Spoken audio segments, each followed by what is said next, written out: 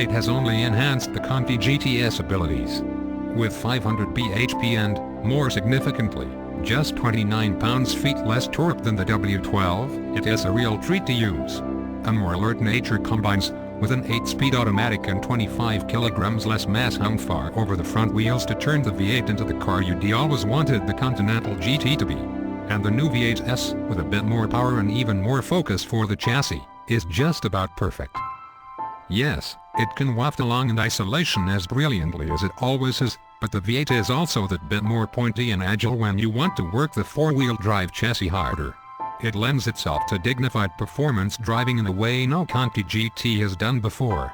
And then there's the GT3R, not quite as extreme as a 911 GT3, but, for a Bentley, jolly extreme. Despite the diet, it still weighs more than 2 tons. But as track-tuned suspension, TPRQE vectoring and shorter gearing to up the excitement, oh, and green leather and green decals. All too much for you? Find solace in the W12, now offering up to 625 bhp.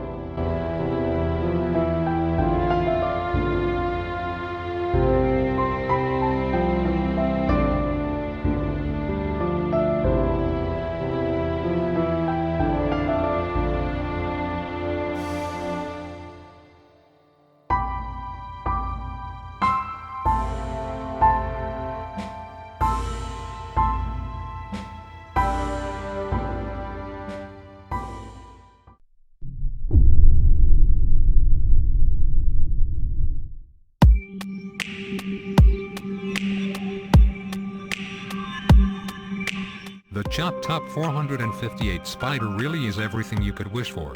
Clean, lithe, purposeful, it is the kind of poster school children would have on their bedroom wall, a supermodel in the very truest sense of the word. This is the first time Ferrari has attempted a folding hardtop on one of its mid-engined cars, and it has been almost completely successful. The Spyder looks as interesting and sinewy as the coupe, roof up or down. This is one good-looking car.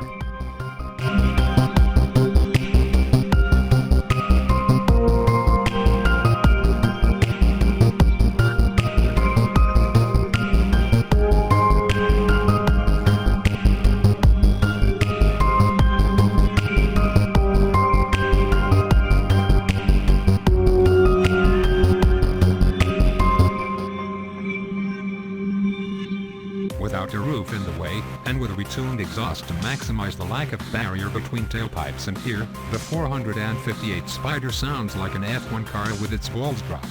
The noise don't tease so much filter and does explode, bomb-like, in the center of your head. It is so loud and penetrating it stings.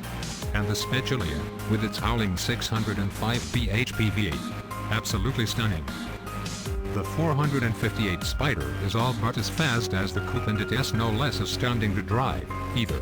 You can get the wheel and windscreen to shimmy when you hit a series of lumps at speed, but generally it is solid enough, and as for the coupe, steering is quick and accurate, body control superb and supple. This is a Ferrari that makes you look good in every sense, without requiring you to be a racing driver in order to be satisfied. The Speciale takes this to another level, with exceptional handling making for an incredibly evocative drive.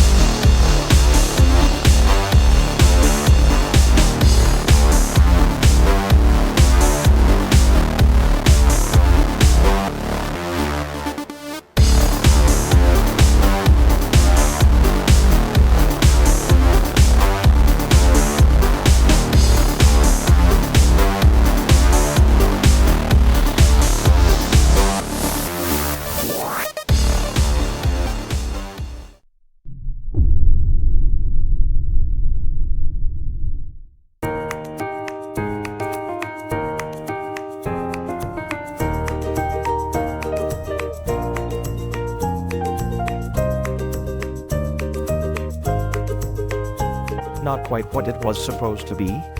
McLaren posited it was a faster, more dramatic-looking and focused sister to the 12C. But 12C sales promptly collapsed, so it became the replacement. The V8 has new heads, pistons, and cams, plus bigger rads, and a new exhaust. That means 650 bhp, and a shocking 500 lb-ft of torque. The car has P1 type styling, a surprisingly modified chassis, carbon ceramic brakes as standard, and carbon fiber doors. The amazingly supple ride of the 12C has been sacrificed slightly, as has the 12C's subtle visual elegance, but it proves buyers wanted a harder feel and more dramatic looks. The 650S certainly delivers on all those scores.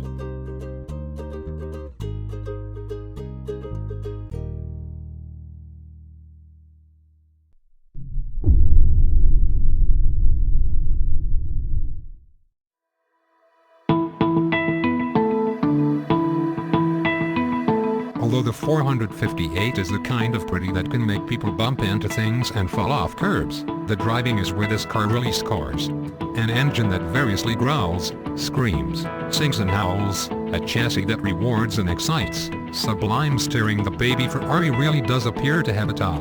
But more than that, this is a supercar that seems to have got a handle on what that really means. It is truly super. And then the rest is Speciale. Lighter, more powerful and faster, with honed suspension and revised aero, it is simply heroic. It is bursting with life. The quickness and throw of this car is just fabulous. Residuals are very strong, supported by the fact that the car is so good. There were some concerns about electrics in early cars, hopefully now solved. There is a bewildering array of optional extras, from triple layer paint for £12K, to £10K carbon ceramic brakes, to extra Ferrari badges, so an Italia can quickly jump in price. Few will be standard, many will be £200,000 plus.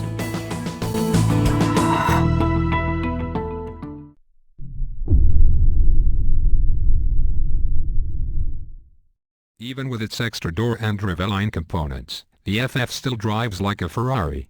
Stomp on the throttle, look where you want to go, and the FF got there fast. When we shot the FF video, it was pouring quite heavily.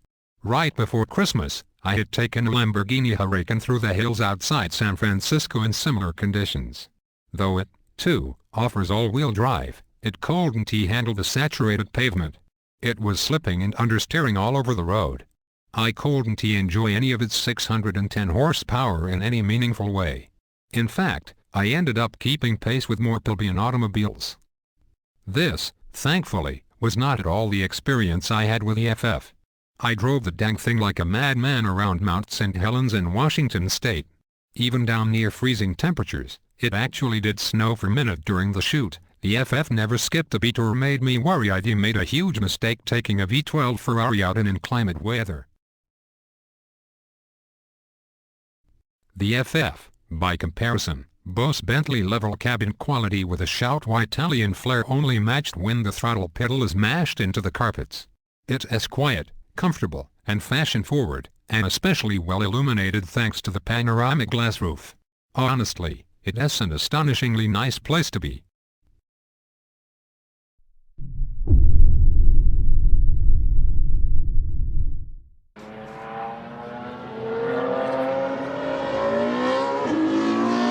Ease the throttle into the floor and performance is devastating. It can hit 211 miles per hour all out, reaches 124 miles per hour from rest in 8.5 seconds. 8.5 seconds. Yes, this 6.3-liter V12 is exceptional. It also sounds blindingly good, an overload of all goodness. The exhaust crackles when you back off in a tunnel are unbelievable. The double clutch gearbox is a honey, too. The chassis is just as well honed. It is the fastest steering of any Ferrari, nearly a third less body roll than the 599. There is a total lack of slack or slop and the whole car has a clean and precise doddle to drive. Not as satisfying as a 458, maybe, but very rich and rewarding all the same. This focus is intentional. Remember, the front-engine V12 is the most heavily used of all Ferraris. People drive them every day. They have to be as comfortable and as reliable as they are searing to drive. This is all that and so much more. And although there are a conspicuous lack of wings on the outside, boy, does this thing grip. The holes in the front wings clean up the airflow, vents above the rear wheels prevent pressure buildup, flaps open to aid brake cooling. It all combines to make the F12 a beautifully balanced thing that don't seem to know what the word understeer is.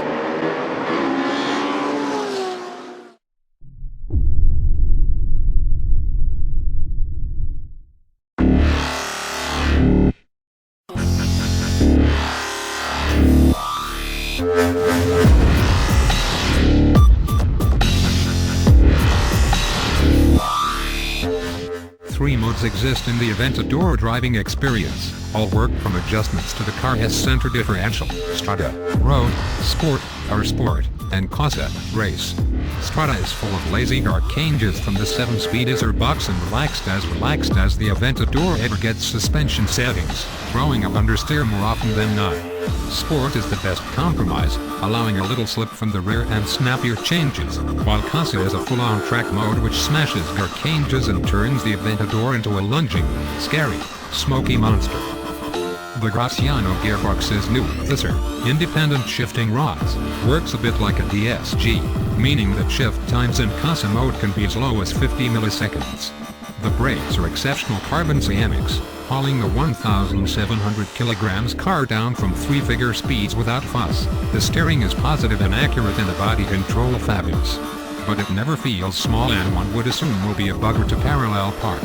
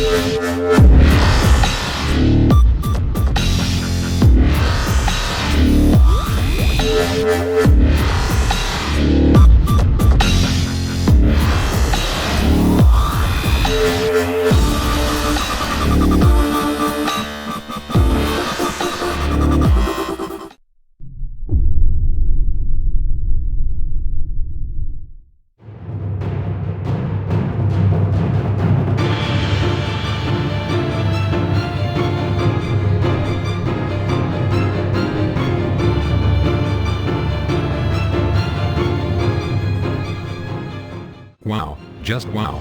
It is incredible. Okay, so if we be brutally honest, the P1 is a hairier, more exciting car to drive, a more hyper-care. However, what the 918 Spyder does brilliantly is match the environment it is in. Cities, cool, quiet and electric, motorways, smooth, manageable, comfy, country roads, secure, immediate, massively confidence-inspiring, racetracks, razor sharp, suffers no fools. It is an intoxicating package, and so rewarding and absorbing to spend time with. And then there is the engine. The best way to sample it is as follows: engage a high gear at low speed and shove throttle as far as you dare. What you get is this wonderful instant thrust from the electric motors, much bigger and more powerful than those fitted in either the McLaren or Ferrari. And then, as the revs rise, there is this delicious handover to the V8, an engine which is entirely savage at the top end. The whole experience unquestionably proves that hybrid is the future for supercars.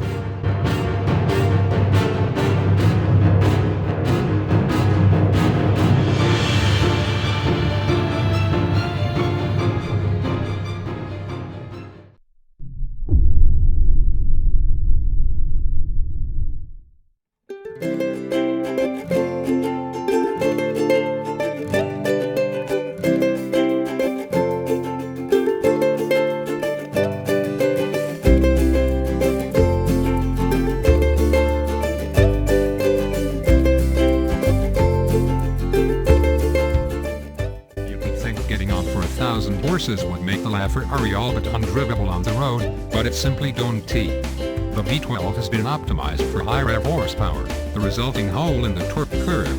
The V12 engine don't do its best work until north of 5,000 RPM, filled by the electric motor. That means instant throttle response, resort responses and the most natural feeling hybrid in existence. In terms of on-road driving, after a while, and if you can forget the limited edition status and £1 million price at it for long enough, It is no more intimidating to drive than a 458. It rides well, you can see out of it, and the 7-speed F1 box works beautifully. Find a decent empty stretch of road though, and you can warp the waft of spacey time with the LaFerrari S acceleration. It handles fabulously, too, with the delicacy you expect of a Ferrari, but the punch of the Space Shuttle. Really though, it is not a hybrid, it has a V12 megacar with electric nitrous.